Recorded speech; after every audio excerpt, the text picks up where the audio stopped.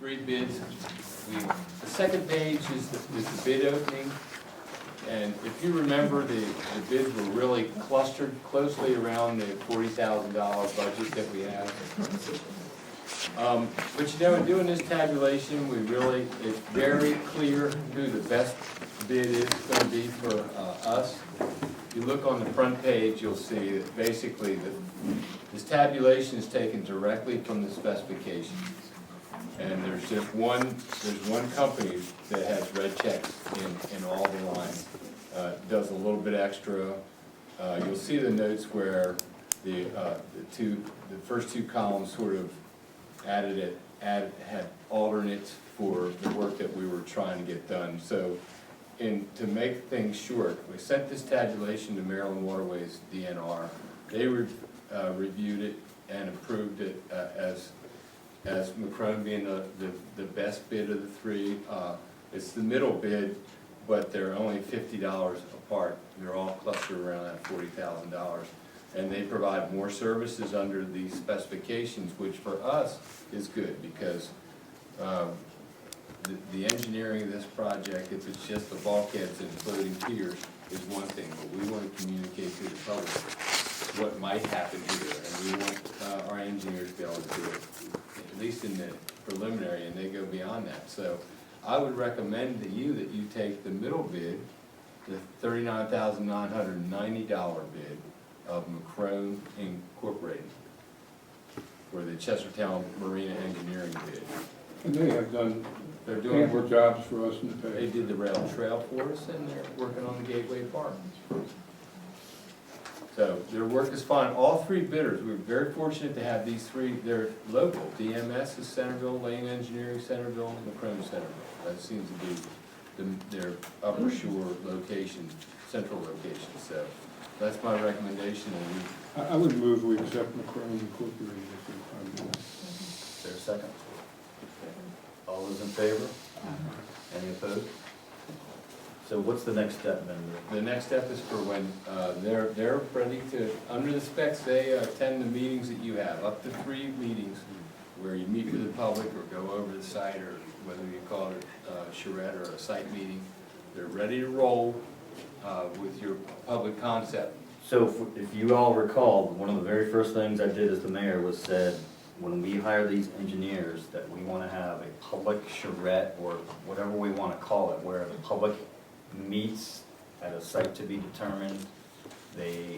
We give them sort of a rundown of the existing conditions at the marina and what needs to be fixed, and maybe give them a few options of what the marina could become, and get as much public input as possible with the engineer/design team present.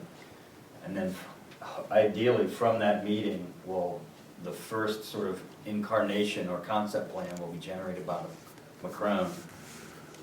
And then we'll put it on the website, we'll put it out in the foyer for public comment, and then we'll have a second public meeting where we look specifically at that initial concept plan for additional public feedback.